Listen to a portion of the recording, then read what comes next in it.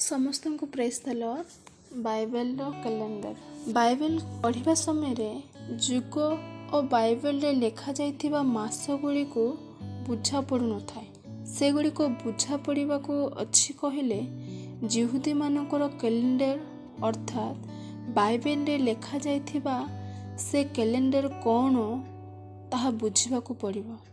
एही वीडियो रे से 12 मास विषय रे और से कैलेंडर विषय देखिबा। पवित्र बाइबल रे पुरातन समय रे से 12 मास विषय रे लेखा जाय था। बाइबल रे देखा जाइथिबा एही कैलेंडर को जिहुदी मानकर कैलेंडर बा एब्रिय मानकर कैलेंडर कहते। आमे वर्तमान व्यवहार करथबा कैलेंडर को ग्रेगोरियन कैलेंडर कहते।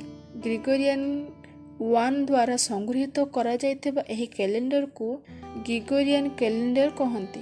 काहेकि ना ए कैलेंडर रोमान कैलेंडर सह प्रतिकूल अनुसार आसिला। जेउ कैलेंडर हेले भी सूर्य को चंद्र को आधार करी बना जाय थाए। सूर्य को आधार करी कि बना होइथिबा कैलेंडर को सोलार बेसेड कैलेंडर बा सोलार कैलेंडर कहते। चंद्र को आधार करी बना जाइथिबा कैलेंडर को लुनार बेसेड कैलेंडर बा लुनार कैलेंडर कहते। किंतु बाइबल रे लेखा जाइथिबा जिहुदी मानकर कैलेंडर एही दुईटा को मिसाई अति स्पष्ट भाव रे लेखा जाय अछि। एब्री कैलेंडर कहिले चंद्र आधारित कैलेंडर मास जाक चंद्र आधार रे थाए, किंतु वर्ष गुड़ाक सूर्य आधार रे थाए।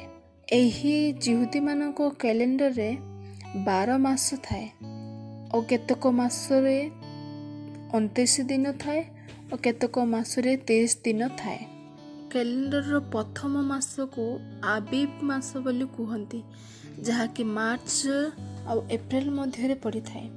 एही मास रे जिहुदी माने केतक पर्व पालन करिथांती। प्रथमतः निस्तार पर्व, जहा कि लेवी पुस्तक 23 अध्याय 5 पद रे लेखा जाय अछि। और द्वितीयतः ताड़ी शून्य रटीर पर्व, लेवी पुस्तक 23 अध्याय 6 पद रे लेखा जाय अछि। आउ प्रथम फलर पर्व मध्य पालन करिथांती, जहा कि लेवी पुस्तक 23 अध्याय 10 मध्य रे लेखा जाय अछि। आउ एही मासरे हारणकर 2 पुत्र नादब और अभियु परमेश्वर सम्मुख रे धूप जलाइबा समय परमेश्वर जहाँ आज्ञा करि नथिले एपरि भिन्न इतर अग्नि ताहांको छामुरे उत्सर्ग करथिले। तहिरे सदाप्रभुଙ୍କ ठारू अग्नि निर्गत होई सेमानकु ग्रास करथिला आ सेमाने सदाप्रभुଙ୍କ सम्मुखरे मृत्युवरण करथिले। एही दिन को स्मरण करी इस्राएल लोक माने उपवास और प्रार्थना करुथांती। लेवी पुस्तक 10 अध्याय 1-2 पद रे लेखा जाय अछि।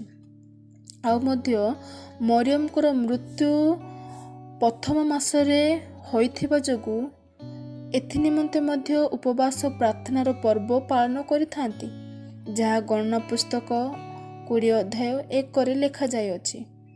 पुणी नूनर पुत्र जिहोशुह 110 वर्ष बयस रे मृत्युवरण करथिले। सेथि निमंते मध्य तांको मृत्यु को स्मरण करिबा उद्देश्य रे प्रार्थना और उपवास करिथांती, जहा कि जिहोशुआ पुस्तक 24 अध्याय 29 पद रे लेखा जाय अछि। द्वितीय मास को जीव बा एयार मास बोली कहा जाय। एही मास अप्रैल और मे मास मध्य रे पड़ी थाए। प्रथम सामुएल 4 अध्याय 10 और 11 मध्य रे पलिस्टिय मानक सह युद्ध रे जय पाइबा आशारे इस्राएल परमेश्वरଙ୍କ सिंधुक को छावनी मध्य को आनिथिले, किंतु सिंधुक थिबा समय रे पलिस्टिय मानक सम्मुख रे इस्राएल परास्त होइथिले और अनेक अर्थात 30,000 इस्राएल मरा पड़िथिले। पुणी एलिंकुर 2 पुत्र जे माने कि याजक कार्य रे थिले, हप्नी और पिनहस हत होइथिले। एही दिन को स्मरण करिबा निमंते मध्य उपवास प्रार्थना करिथांती।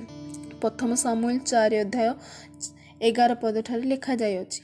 आ मध्य सामुएल भविष्यत वक्ता को विलाप करी सेही दिन को स्मरण करी मध्य उपवास प्रार्थना करिथांती। ଯାହାକି ପ୍ରଥମ ସାମୁଏଲ 25 ଅଧ୍ୟାୟ 1ରେ ଲେଖାଯାଇଅଛି। ଏହା ଥିଲା ଦ୍ୱିତୀୟ ମାସ। ପୁଣି ତୃତୀୟ ମାସ ଜିହୁଦୀମାନଙ୍କର ସିବାନ ମାସ ବୋଲି କହନ୍ତି।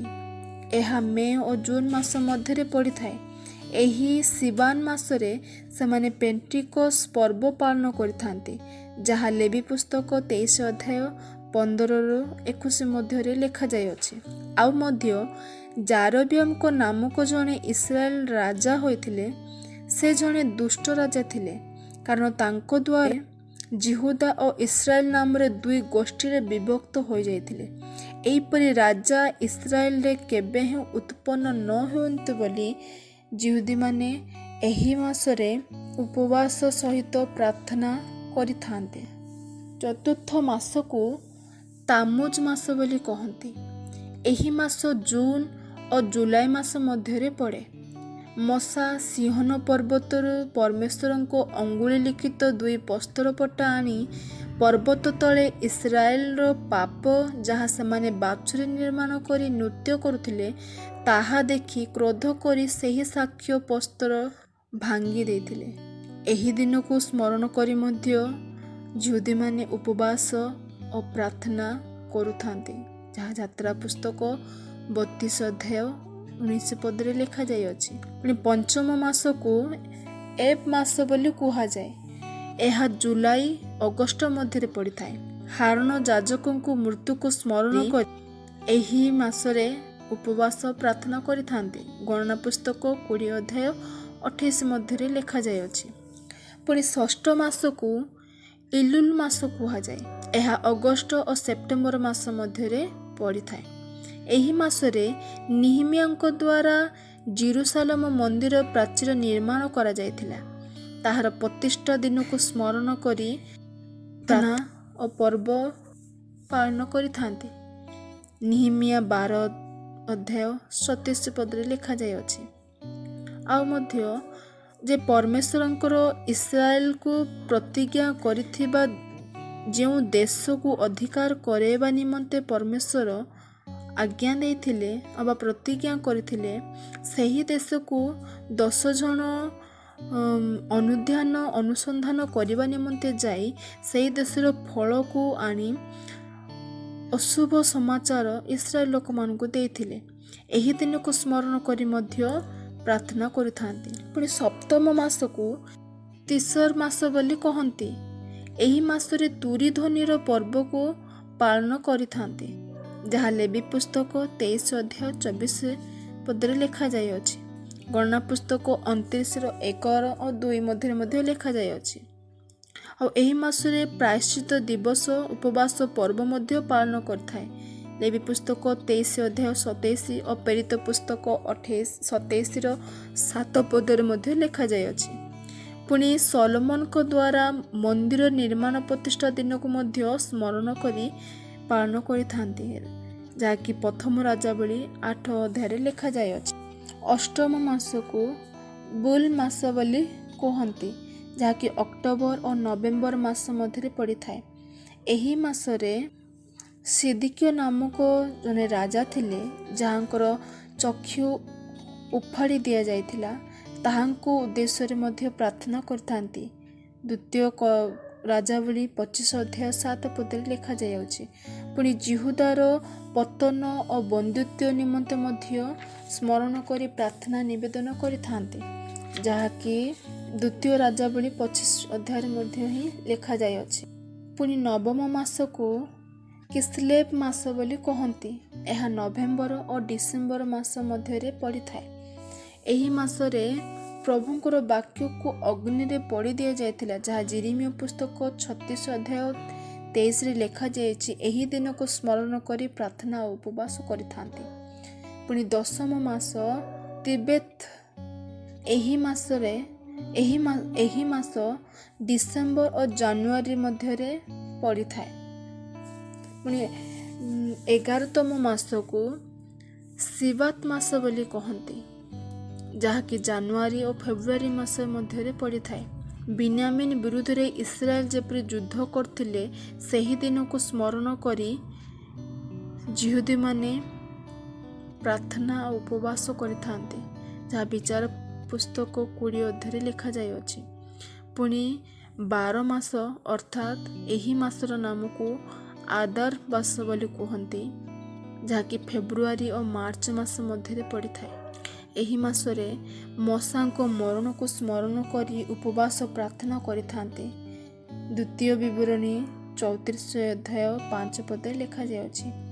ଏଷ୍ଟର ଯିହୁଦୀମାନଙ୍କୁ କିପରି ଉପବାସ କରି ଉଦ୍ଧାର କାର୍ଯ୍ୟ କରିଥିଲେ ସେହି ଦିନକୁ ସ୍ମରଣ କରି ମଧ୍ୟ ପ୍ରାର୍ଥନା ଉପବାସ କରିଥାନ୍ତି। ଏଷ୍ଟର ପୁସ୍ତକ 9 ଅଧ୍ୟାୟ 26 ପଦରେ ଲେଖାଯାଇଅଛି। ପୁଣି ମନ୍ଦିର ଉତ୍ସର୍ଗୀକୃତ ପୁରିମ ଫେଷ୍ଟିଭାଲ କୁହନ୍ତି। ଏଜ୍ରା ପୁସ୍ତକ 6 ଅଧ୍ୟାୟ 16 ମଧ୍ୟରେ ଲେଖାଯାଇଅଛି। ଏହା ଥିଲା ଯିହୁଦୀମାନଙ୍କର କ୍ୟାଲେଣ୍ଡର ବା 12 ମାସର ଅନେକ ପର୍ବ ଆଉ ଉପବାସ ପ୍ରାର୍ଥନା ଗୁଡ଼ିକ। ଆଜି ମଧ୍ୟ ଯିହୁଦୀମାନେ ଏହିପରି କ୍ୟାଲେଣ୍ଡରରେ ସମର୍ପିତ ହୋଇ ଏହିପରି ପ୍ରାର୍ଥନା ଓ ପର୍ବରେ ପାଳନରେ ଅଛନ୍ତି। ତେଣୁ ଆଶା କରେ ଆପଣମାନଙ୍କୁ ମଧ୍ୟ ଏହି ଯିହୁଦୀମାନଙ୍କ କ୍ୟାଲେଣ୍ଡରକୁ ବୁଝା ପଡ଼ିଥିବ ଆଉ ସେମାନଙ୍କର ପାଳନ କରୁଥିବା ପର୍ବ ମଧ୍ୟ ବୁଝା ଯାଇଥିବ। ତେଣୁ ସମସ୍ତଙ୍କୁ ଧନ୍ୟବାଦ।